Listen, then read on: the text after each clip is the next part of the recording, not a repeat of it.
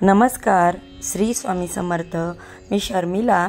माझ्या या यूट्यूब चॅनलमध्ये माझ्या सगळ्या गोड ताईंचं, मैत्रिणींचं आणि स्वामी भक्तांचं तसेच माझ्या सगळ्या यूट्यूब फॅमिलीचं अगदी मनापासून स्वागत करते। आजचा दिवस तुम्हाला खूप सुखाचा, आनंदाचा, भरभराटीचा आणि स्वामीमय जावो हीच महाराजांच्या चरणी प्रार्थना करते आणि आपल्या आजच्या या नवीन व्हिडिओला सुरुवात करते। बघा, शारदीय नवरात्र उत्सव सुरू झालेला आहे। म्हणजेच आज 22 सप्टेंबर पासून नवरात्र सणाला सुरुवात झालेली आहे। हा देवीचा उत्सव 2 ऑक्टोबर पर्यंत राहील। अश्विन शुक्ल प्रतिपदेला घटस्थापना केली जाते आणि पुढे 9 दिवस आपल्याकडे जी परंपरा आहे त्या परंपरेनुसार, कुळाचारानुसार आपण देवीची सेवा करायची असते। हिंदू सणावारामध्ये नवरात्रीला एक वेगळे महत्त्व प्राप्त झाले आहे। 9 दिवस दुर्गा मातेची पूजा व उपासना करून हा सण संपूर्ण भारतात साजरा केला जातो। नवरात्रीचा हा सण स्वच्छता, सात्विकता आणि पवित्रतेचे प्रतीक आहे। नवरात्रीच्या या 9 दिवसांमध्ये अनेक जणांच्या घरात घट बसवले जातात। देवी विराजमान झालेली असते आणि या दरम्यान घरातील प्रत्येक स्त्री देवीची पूजा, सेवा, आराधना, उपासना करत असते। पण हे सर्व काही करत असताना कळत नकळत आपल्या हातून काहीतरी चुका या घडत असतात आणि ज्यामुळे नवरात्रीत केलेल्या सेवेचं आणि व्रताचं फळ आपल्याला मिळत नाही। आणि म्हणूनच नवरात्रीच्या या 9 दिवसांमध्ये आपल्याला घरात चुकूनही या 2 भाज्या अजिबात खायच्या नाहीत। जर कळत नकळत आपल्याकडून या भाज्या खाल्ल्या गेल्या तर माता लक्ष्मी ही आपल्यावरती नाराज होते आणि घरातून काढता पाय घेते। त्यामुळे आपली संपत्ती जी आहे तर ती कमी होऊ लागते आणि वारंवार संकट येऊ लागतात। तर अशा कोणत्या भाज्या आहेत ज्या आपल्याला नवरात्रीच्या या 9 दिवसामध्ये खायच्या नाहीत, या संदर्भातील सर्व माहिती आपण आजच्या या व्हिडिओमध्ये पाहणार आहोत। त्यामुळे तुम्ही हा व्हिडिओ संपूर्ण पहा। चॅनलवरती जर नवीन आला असाल तर सबस्क्राईब करा आणि तुम्हाला जर वाटत असेल माता दुर्गेचा कृपा आशीर्वाद तुमच्यावरती व तुमच्या कुटुंबावरती सदैव राहावा तर या व्हिडिओला एक लाईक नक्की करा आणि कमेंटमध्ये जय माता दुर्गा असे लिहायला अजिबात विसरू नका। नवरात्रीच्या 9 दिवसात दुर्गा मातेच्या 9 विविध रूपांची आराधना केली जाते। दुर्गा या शब्दाचा अर्थ असा आहे सर्व दुःख हरणारी। त्यामुळे दुर्गेचे भक्त या काळात आपली दुःख व समस्या नाहीशा व्हाव्यात यासाठी मातेकडे प्रार्थना करत असतात। तसेच तिला प्रसन्न करून घेण्यासाठी नवरात्रीत व्रत, वैकल्प, पूजा, अर्चा, होम हवन तसेच उपवास देखील करत असतात। पण नवरात्रीच्या दिवसात उपवास करताना काही नियमांचे पालन करणे आवश्यक आहे। अनेक वेळा आपण कळत नकळत काही गोष्टींचे सेवन करतो ज्यामुळे आपल्या उपवास तुटतो आणि आपण केलेल्या सेवेचं, व्रताचं फळ जे आहे ते आपल्याला प्राप्त होत नाही। तर बघा, काही लोक ज्यांना नवरात्रीचे 9 दिवस उपवास करता येत नाहीत ते सप्तमी, अष्टमी आणि नवमीचे उपवास करू शकतात।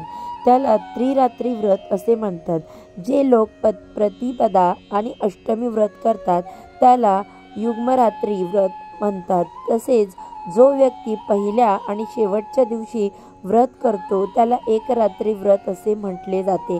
तर पहा, प्रत्येक व्यक्तीने या 3 प्रकारे कुठल्याही एका प्रकारचं व्रत जे आहे तर ते तुम्हाला नवरात्रीमध्ये करायचं आहे। नवरात्रीमध्ये व्रत करायला खूप महत्त्व दिलं जातं। हे व्रत केल्यामुळे जीवनातील अनेक अडचणी ज्या आहेत त्या दूर होतात। आणि बघा, जे व्यक्ती नवरात्रीमध्ये उपवास करणार आहेत त्यांनी कोणते नियम पाळावेत हे आपण पाहणार आहोत आणि त्यानंतर कोणते पदार्थ खाऊ नये हे सुद्धा पाहणार आहोत। उपवास करणाऱ्या व्यक्तीने पलंगाऐवजी जमिनीवर झोपावे। जर तुम्ही जमिनीवर झोपू शकत नसाल तर तुम्ही लाकडी फळीवर देखील झोपू शकता। तसेच जो व्यक्ती नवरात्रीमध्ये व्रत करतो त्या व्यक्तीने मऊ गादीवरती झोपणे अवश्य टाळावे। तसेच बघा, उपवास करणाऱ्यांनी जास्त अन्न खाऊ नये। शक्य झाल्यास फलाहार करावा। व्रत करणाऱ्या व्यक्तीने ब्रह्मचर्य पाळावे। कुणालाही शिव्या देणे हे टाळावे। तसेच व्रत करणाऱ्या व्यक्तीने आपल्या इंद्रियांवरती नियंत्रण ठेवावं। रागावरती, क्रोधावरती नियंत्रण ठेवावं। तसेच व्रत करणाऱ्या व्यक्तीने उपवासाच्या काळात नखे किंवा केस देखील कापू नये। दाढीही करणे टाळावे। तसेच या व्यक्तीने खोटे बोलणे टाळावे आणि सातत्याने पालन करावे। तसेच मनावर नियंत्रण ठेवावे। आज जे व्यक्ती नवरात्रीचे व्रत करणार आहेत, मग तो नवरात्रीच्या 9 दिवसांचे असो, पहिल्या किंवा शेवटच्या दिवसाचं असो किंवा शेवटचे 3 दिवस असो, या उपवासामध्ये तुम्हाला काही पदार्थ जे आहेत तर ते खाणे टाळायचे आहे। तर यामध्ये तुम्हाला चुकूनही मीठ वापरायचं नाही। जे समुद्री मीठ आहे तर ते तुम्हाला उपवासाच्या पदार्थामध्ये वापरायचं नाही। त्याऐवजी तुम्हाला सैंधव मिठाचा वापर करायचा आहे।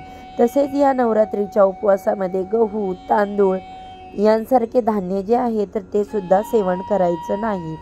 कांदा, लसूण यांसारखे पदार्थ सुद्धा तुम्हाला टाळायचे आहेत। हे तामसिक पदार्थ मानले जातात। तसेच बघा, शेंगा, डाळी, तांदूळ, मैदा, कॉर्नफ्लोअर आणि रवा याचे सेवन सुद्धा तुम्हाला या उपवासामध्ये करायचे नाही। कारण नवरात्रीच्या व्रतामध्ये अनेक प्रकारच्या भाज्या, फळं जे आहेत तर ती खाल्ली जातात आणि त्यामुळे नक्की कुठल्या भाज्या खाव्या किंवा कुठली फळं खावी हे आपल्याला कळत नाही आणि कळत नकळत आपल्याकडून उपवासाला न चालणारे पदार्थ जे आहेत ते सुद्धा खाल्ले जातात आणि यामुळेच आपल्याला केलेल्या सेवेचं किंवा व्रताचं फळ जे आहे तर ते मिळत नाही। या नवरात्रीच्या व्रतामध्ये कुठले पदार्थ खाल्ले जातात तर बहुतेक लोक भाज्या खातात, जसे की बटाटे, रताळे, अरबी कचलू, सुरण किंवा यम, तसेच अर्धा पिकलेला भोपळा, कच्चा भोपळा, पालक, टोमॅटो, काकडी, गाजर इत्यादी पदार्थाचे सेवन जे आहे तर ते नवरात्री व्रतामध्ये केले जाते। तसेच सर्वजण नवरात्रीच्या 9 दिवसांमध्ये व्रत करतात असे नाही। तुम्हाला सांगितल्याप्रमाणेच बरेच जण व्रतही करत नाही। काही जण पहिल्या आणि शेवटच्या दिवशी व्रत करतात, तर बरेच जण शेवटच्या 3 दिवशी व्रत करतात। परंतु या नवरात्रीच्या 9 दिवसामध्ये आपल्याला अशा काही भाज्या आहेत त्या घरामध्ये चुकूनही खायच्या नाहीत। यामध्ये पहिली भाजी आहे ती म्हणजे वांग्याची भाजी। नवरात्रीच्या 9 दिवसामध्ये चुकूनही आपल्याला वांग्याचं सेवन करायचं नाही। तुम्ही बघितलं असेल, कुठलंही व्रत असेल तर ते व्रत सोडताना किंवा व्रताच्या आदल्या दिवशी आपण वांग्याची भाजी बनवत नाही। वांग हे तामसिक पदार्थ मानला जातो आणि नवरात्रीच्या 9 दिवसांमध्ये तामसिक पदार्थाचे सेवन हे केले जात नाही, म्हणून वांग्याची भाजी आपल्याला चुकूनही बनवायची नाही, तसेच सेवनसुद्धा करायची नाही।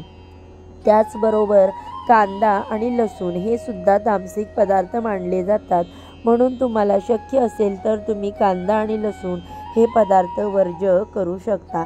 त्याचबरोबर पुढची सगळ्यात महत्त्वाची गोष्ट म्हणजे आपल्याला नवरात्रीच्या या 9 दिवसामध्ये चुकूनही मांसाहार करायचा नाही।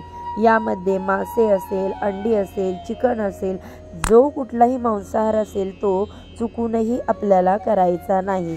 घरातच नाही तर बाहेर सुद्धा जाऊन तुम्हाला करायचा नाही, त्यामुळे देवी आपल्यावरती नाराज होते।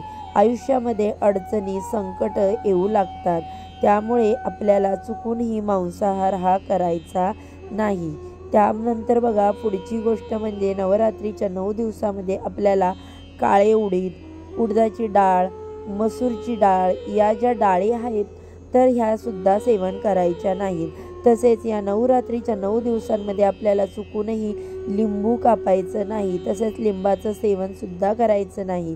त्याचबरोबर नवरात्रीच्या या 9 दिवसांमध्ये ओलांडलेले अन्नसुद्धा आपल्याला सेवन करायचं नाही। हे राक्षसासमान मानलं जातं, म्हणून या अन्नाचे सेवन हे करू नये। तसेच या 9 दिवसांमध्ये आपल्याला शिळे अन्नसुद्धा ग्रहण करायचं नाही। तर हे जे काही पदार्थ आहेत तर हे आपल्याला नवरात्रीच्या 9 दिवसामध्ये आवर्जून टाळायचे आहेत, चुकूनही आपल्याला खायचे नाहीत। तर बघा, हा व्हिडिओ तुम्हाला आवडला असेल तर लाईक करा, चॅनेलवरती नवीन असाल तर सबस्क्राईब करा आणि हा व्हिडिओ जास्तीत जास्त लोकांना शेअर करा। तसेच या सर्वांनी वेळात वेळ काढून हा माझा व्हिडिओ संपूर्ण पाहिल्याबद्दल आपल्या सगळ्यांचे मनापासून आभार आहे। म्हणून बघा, ही जी अत्यंत महत्त्वपूर्ण माहिती होती मला तुमच्यापर्यंत पोहोचवायची होती। माहिती आवडली असेल तर व्हिडिओला लाईक करा, तसेच झालेली सेवा ही महाराजांच्या चरणी अर्पण करते आणि आजच्या व्हिडिओचा इथेच एंड करते। सर्वांना श्री स्वामी समर्थ।